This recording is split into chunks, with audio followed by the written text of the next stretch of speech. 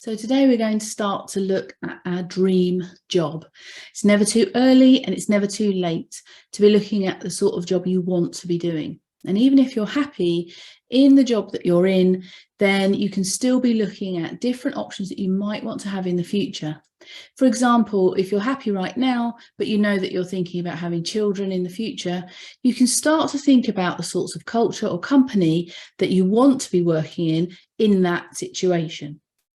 Getting ahead can really help because you can start to take actions, you can look at your CV, you can target certain companies, and you can be looking at different types of work within your own organisation up front.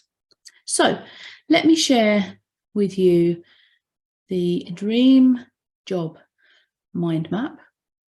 And this, if you have the book, this is actually on page 101. And so you can work along in the workbook. So we're going to look at different aspects of starting to think about your dream role. And I'm going to start with the location. So start to think about where you might want to be. And this doesn't have to be a specific place, although it can be. If you have dreams of working in San Francisco or something, then put that down. But what you're doing here is deciding what it is you would like from your location. So do you think you'd like to work in a global multinational organization, like one of my clients recently? Or do you think that working locally or being home-based is actually something that you would prefer? You can think as well about travel. Some people want to travel the world and see that having an organisation that is multinational and global is a route to be able to doing that. But others, depending on the stage of your career, might be saying, well, actually, no, travel is the last thing I want to do. And one of the reasons I took redundancy from my last job was that they had changed my role to be a global role. And one of the requirements was to have monthly meetings each month alternating between Canada, America, India, Australia and the UK. And I decided that with the kids the age they were, then that wasn't for me. So what does the travel thing look like for you? Then you can look at things like working from home or the office. Now, some companies are being quite binary about this at the moment, saying either you are have to be in the office or you are at home. We're closing the offices. But actually, a lot of people want something a little bit more in between. So this is your chance to write down exactly what it is you would like. So if you want to be doing 2 days a week at home or 2 days a week in the office, make a note of that. What's your absolute preference? Do you want flexibility of days for those, or do you need set days? Often if we've got childcare, then we're going to have to select set days because nurseries and things don't actually say, well, you can flick around with days, because they have to have certain quotas in for certain for the number of staff per child. So you might want fixed days, or you might want a bit more flexibility and a bit more rotation. So write everything down. We then get on to things like hours. And so we might be very clear that we want full-time or we need full-time right now. The ideal might be to do full-time moving towards part-time, or it might be that part-time is what you'd like. Now, there are different variations of part-time. It doesn't have to be just a half day, 9 till 1 or something like that. There are lots of different things that you can think about. So again, an example for me, I went on to what was called a 90% contract. So I did 90% of my set hours. It basically meant that I had half a day off a week. And I used to use that sometimes as the half a day a week, but I also used to bank that and take extra days off or an extra week off at half term. It was still classed as a part-time contract from the organisation's point of view, but for the majority of the time I was in the office full time. I just took extra time at those holidays. There are different part-time shifts you might want to consider. So you might be someone who wants to work an evening shift, or you might want a school run shift, 9:30 to 2:30. So again, this is about you thinking about what your ideal looks like. How flexible do you want it to be as well? So a lot of the time when, especially post-pandemic, people are talking in terms of working from home remote working, but actually flexible working seems to be getting a little bit forgotten. And for me, flexibility in a workplace was actually more important than the potential to work from home. I needed an organisation that was flexible, so that if I wanted to do the school run, or I had to look after an ill child, or I wanted to go early to go to the gym, or whatever the reason for that flexibility was, I wanted to be able to have an arrangement where it was okay to get up at those times or book a slightly earlier leave slot. So flexibility might be more important to you. So again, take some time, think about what that might look like for you. And start and end times. Important because some companies will say it's an 8 o'clock start, 4 o'clock finish. You might say, well, I can't do that. I have to do 9 to 5 or 9:30 to 5, or actually I'd prefer to work 12 till 8. Okay, so you're starting to think about, again, what your ideal is. We then move on to the role. And when you're thinking about this, it's important to start to think about, not just in terms of job title, although you might have quite a clear aim of what job title you want to do, but also just be thinking about the types of work that you like doing. So it might be that you are great at communicating, it might be that you're great at organising, you might be a good project person, you might want to be doing something creative, or something outside. You want to start to write down some of the attributes of that role. If you're thinking about something new, like a new direction, using existing skills that you've got or an existing passion, and that you want to move forward with that now, then again, you are not necessarily going to be able to get that job immediately, but this is about thinking forward and thinking, well, if I want to be moving into projects, but I don't really have much project experience apart from a few small kind of examples of where I've done it, then you might be thinking, well, my ideal job is something new, it's over in projects, and then we can start to think about what the steps are to get you there. You might want something more challenging, or you might want a promotion. You might be thinking about stepping down a bit. So depending on where you are in your career and what's going on in your life, it might mean that you want to do more or less. And this is the time to kind of note down what it is that you would like to be doing. If you're looking for something more challenging, then again, think about what that means for you. Are you looking for new promotion in an area where you can get more staff, more experience, more depth or breadth of knowledge? Or is it just that you want to work in a bigger company and have a bigger experience than you're having right now? What does it actually mean for you? Now, a key one for me is the culture. So you can tick all of the boxes around the hours, the location and the role. But if the culture doesn't actually match what you want, then you might find that you feel like a square peg in a round hole from the day you set foot in the building. So if we can think a little bit about the culture up front, the sort of company that we are interested in, this can really help us. It can help us target the interviews, it can target the companies, you can ask the right question at interview, you can be interviewing the company to see if it is actually the right fit for you. So we can consider the company. You might have some specific names of places you want to be. You might be thinking about the sector. Some people say, well, I definitely don't want to work in this sort of industry or this sort of sector. And sometimes people say, I definitely want to be here. So what does that look like for you? And I've put vibe on here because there are very many different types of company. Some we know are much more youthful, energetic, fun, creative. Others are more traditional, professional, solid. Some might say boring or staid. But what it means is you're looking at what sort of environment you would thrive in and what sort of environment you would prefer. Think about the passions that you've got as well. Do they match what the company stands for? You know, if you are vehemently anti-smoking, you're probably not going to go and want to work for a tobacco company, for example.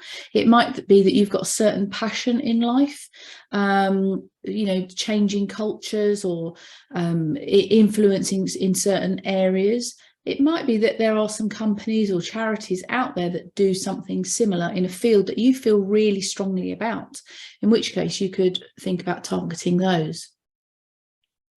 And then you could look at the focus. You know, is this company traditional? Is it high tech? Is it lots and lots of change, or is it fairly static? How you respond to change and how you respond to new innovation, things like that, will potentially influence the type of company you go for. And then there's the culture in terms of just the overall, what does this company stand for? You can get a good idea from websites, you can get a good idea from LinkedIn and what they post about. If you want a forward-thinking, environmentally aware organization, look at their press releases, look at what they've been in the press for, look at what they're posting on LinkedIn, look at Glassdoor, the sort of TripAdvisor of the employment world, and see what people are saying about them.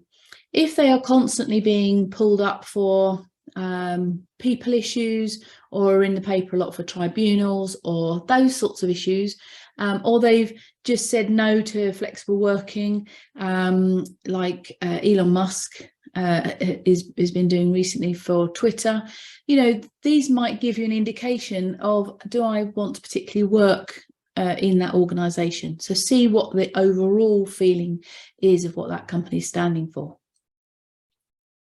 And then we move on to people.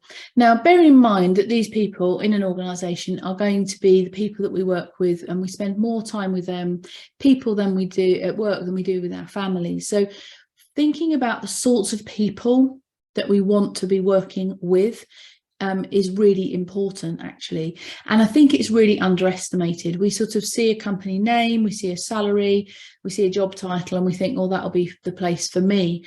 But actually what sort of people they are, what sort of team we're going to be working for, we perhaps overlook. And from my point of view, I think if we're thinking about our dream job, we want to make sure that we're happy in, thinking about the people side of things can pay dividends. So thinking about yourself, you know, what is it you would like from a workplace? Now, this will depend on whether you're going to be a home worker or a hybrid worker or an office worker, perhaps. But, you know, if you are fun and sociable and you want to meet people in your town and actually get a bit more social life, then plumping for a company that is purely 100% home working may not be right for you, unless they say we meet once a week for a team building and a social event. So, or you might think, well, actually I hate socializing. That is the last thing I want to be doing as part of my working day. I just want to come in, do my job and go home, or log on, log off. So you might think, well, actually the social side of things isn't important for me. So what does that look like for you? And now another essential, and we don't have complete control over this, is our boss. Now, we might go and work for a great boss. We might be so happy with them and then they move on.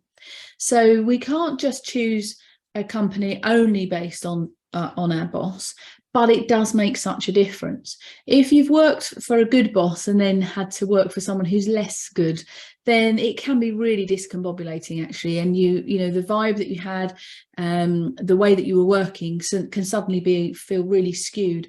So if you can, start to think about the sort of boss you would like. Now, it doesn't have to be an ideal, a particular name, but think about the attributes that you have enjoyed from working for certain people in the past. You know, do you like someone who is really interested and asks you lots of questions and meets you all the time? Or are you someone who just says, no, leave me alone, thank you, I know what I'm doing, I just want to be empowered and get on with it, I'll come and see you, but I'd like you to be approachable?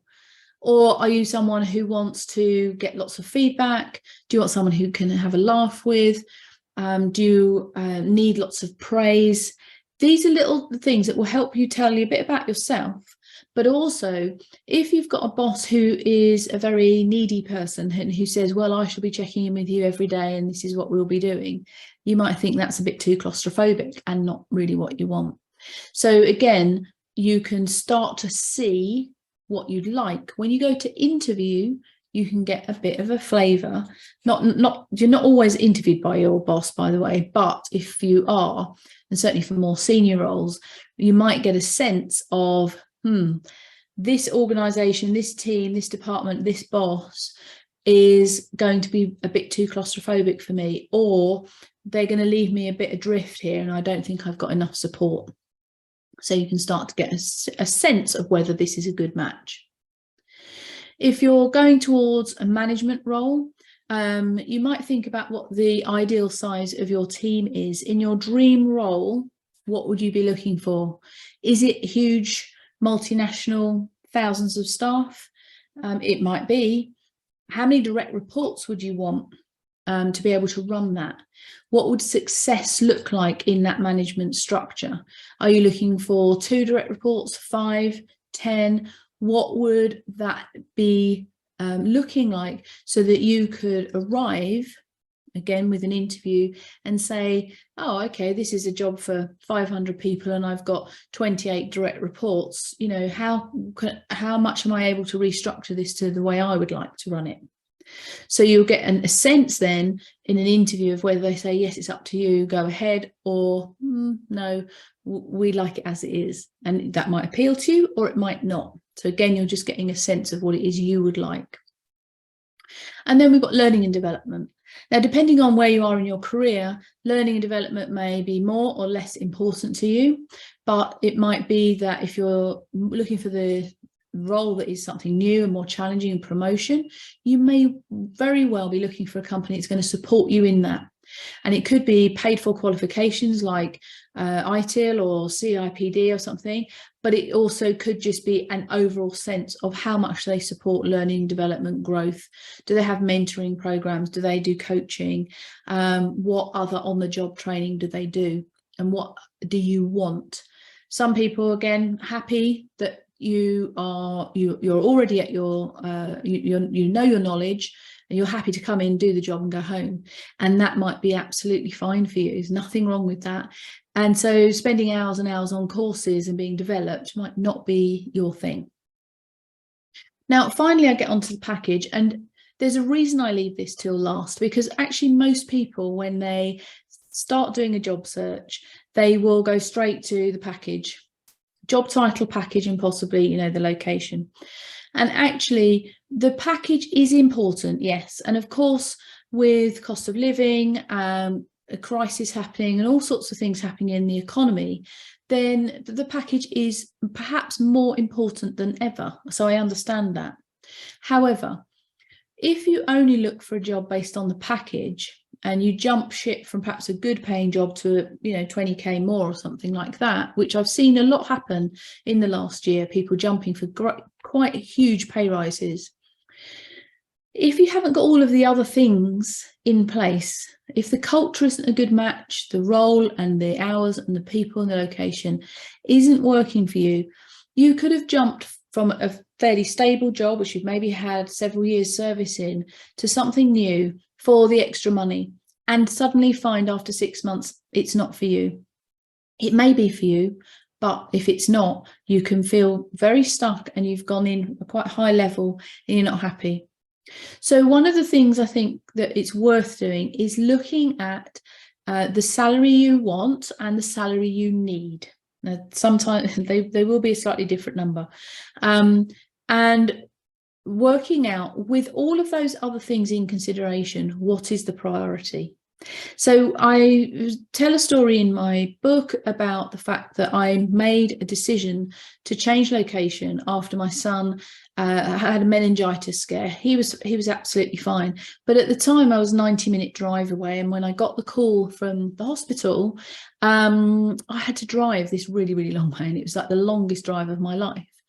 And when I had got him and we found out he was all fine, I made the decision that I needed to be closer to home. And so I started to look for a job nearer to me, which is Milton Keynes. And I took a job that was actually around the corner, a couple of miles away from me, and it meant that I could do the school run and I could just take that extra time, and I saved over 10 hours a week in commuting.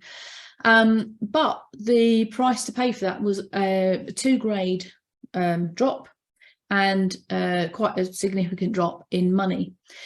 But for me at that time, it was worth it because I was getting time back with my younger children, and I was less stressed and I was less worried. And over time, I built that back up. I got promoted back to director level, and I got more. Actually, I ended up with more money than I would have done. So some of these things are temporary as well. So we may be making a decision for a reason, because of maybe younger children or caring responsibilities, but over time they change. And so you could make different decisions later.